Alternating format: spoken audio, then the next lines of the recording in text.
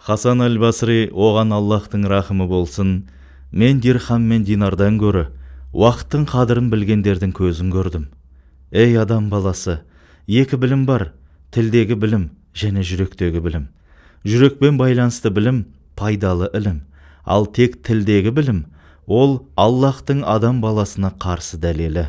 Хасан аль-Басри айтады, мен алдымен өзіме бір сұрақты қоймайынша көзіммен қарамадым, тіліммен айтпадым, қолыммен ұстамадым, аяғымды баспадым. Сонда бір адам, бұл Аллахқа деген бойсынушылық па, әлде бағынбаушылық па? Хасан аль-Басри, егер ол іс-әрекет бойсынушылық болса, оны бірден қолға аламын.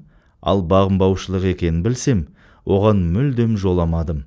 Хасан аль-Басри, ей адам баласы, егер бір адамның осы дүниедегі жетістіктерге қол жеткізу үшін сенімен бәсекелестігін байқасаң, сен онымен ақырет үшін сауапты істер жасаумен жарыс.